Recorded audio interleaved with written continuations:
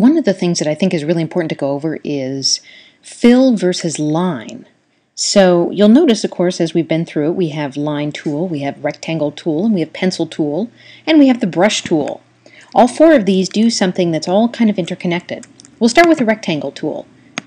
So we have the rectangle, and of course we see that we have the line here, which we've already been over, that we can, make that a bit thicker, and we can set the join and do all sorts of interesting things to it.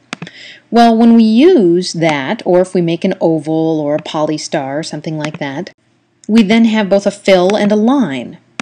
The line surrounds it. We can take the fill out of that line, and so we're still left with the line that we can then, edit separately. And we have the fill here, which I'll change to a different color so that's a little bit easier to see, that we could, of course, do other things to as well. So one thing to keep in mind is that I have this fill outside of here, but I can go through and fill this again. And now I have filled that shape. And I can take that out, and I can do that ad nauseum. Of course, you wouldn't really do that in any sort of setting, probably. But you'll notice then that the pencil tool makes lines. The paintbrush tool, on the other hand, or just brush tool, makes fills.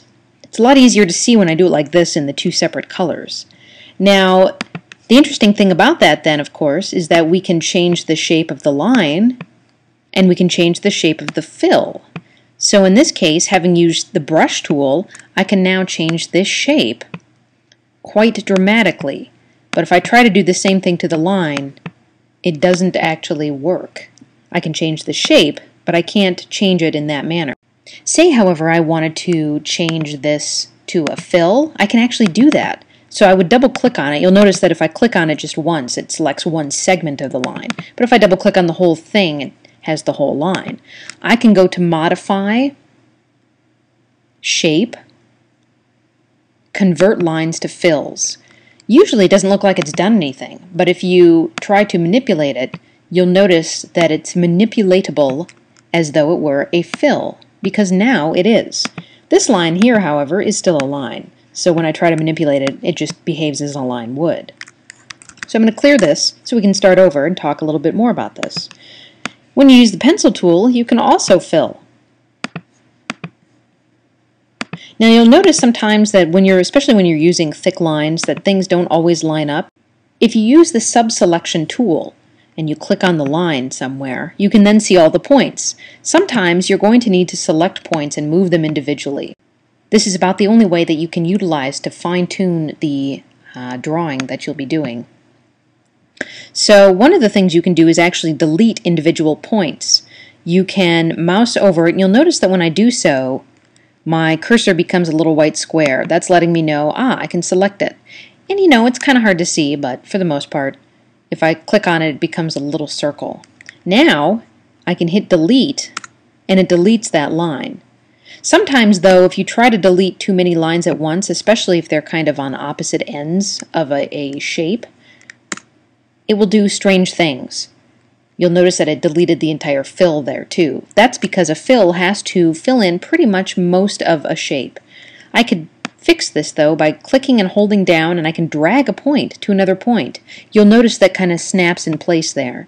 And I can do the same thing to this one. It snaps in place. Then, if I wished to, I could fill. Just as a note, when you're using colors, you can also specify no fill or no line. We get there by actually clicking on the color, and then you'll see it's kind of like a white square with a red slash through it. So if I say none, now if I go ahead and I make a square, we'll notice it has no line. So that's kind of handy. You don't have to use lines and fills. You can use one or the other, whatever suits you. You don't have to use lines and fills. You can use one or the other. There is one more tricky bit I want to show you that can be a little bit of a challenge sometimes. So I'm going to make a little squiggly line here. And I'm going to use fill. Oh no, look at that. It won't actually fill. Why is that? Well, that's because one of these lines is not connected. So you'll notice it's actually easier to see, I think, if the line is more thin. Really thin. hey look, there, I can see that it doesn't connect. I can click and hold down and connect it. Now if I wanted to keep that thickness, what I can actually do is go into the subselection tool. I can click on that line and see, it's not filling, so I'm going to click and hold down, then I can snap to. There's another option, however. If for whatever reason you don't like that idea, you can actually change something on the paint bucket tool.